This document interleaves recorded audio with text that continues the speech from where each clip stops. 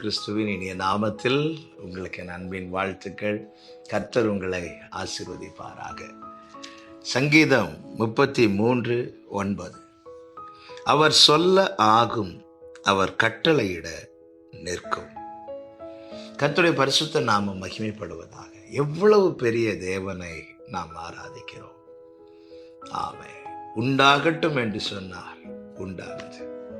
நட்சத்திரங்களை எல்லாம் தேவன் படைத்தான். நட்சத்திரங்கள் என்று சொல்லும்போது நம்முடைய கண்களுக்கு அது சிறியதாய் தெரிந்தாலும் நம் கண்களுக்கு பெரிதாய் தெரிகிற சூரியனை விட வானத்திலே தோற்றுவிக்கப்பட்ட நட்சத்திரங்கள் பல மடங்கு பெரியதாய் இருக்கிறது என்று நாம் படித்திருக்கிறோம், அறிந்திருக்கிறோம்.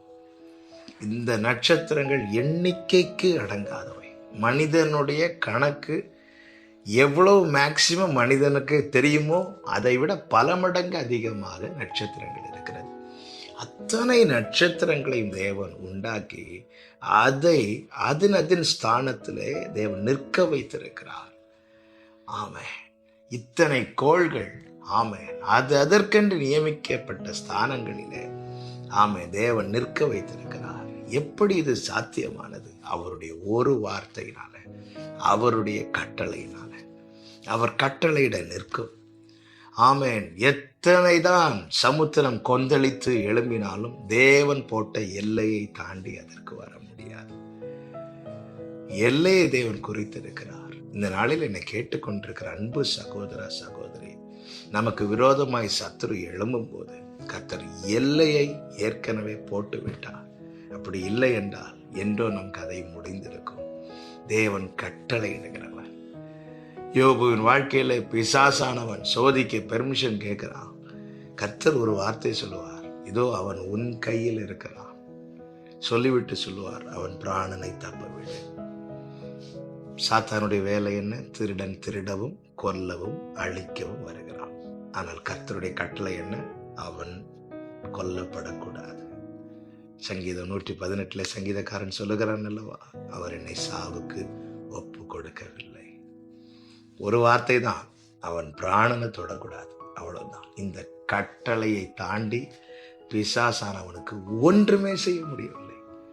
எத்தனை நெருக்கம், எத்தனை போராட்டம், எத்தனை நஷ்டங்கள், எத்தனை இழப்புகள்.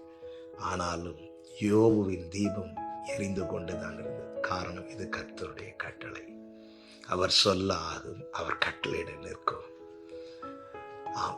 சாத்தான் கையில வச்சுட்டு கர்த்தர் கட்டளையிடுகிறார். சாத்தானால ஒண்ணுமே செய்ய முடியவில்லை. இந்த நாளில் என்னை கேட்டுக்கொண்டிருக்கிற அன்பு சகோதர சகோதரி, நீங்க இருக்கிற சூழ்நிலை எதுவா இருக்கலாம், எப்படிப்பட்ட நிலையா இருக்கலாம், கர்த்தர் உங்களுக்கென்று கட்டளையிட்டது நிற்கும். அதை யாருக்கும் மாற்றவும் முடியாது, யாருக்கும் அதை மீறவும் முடியாது.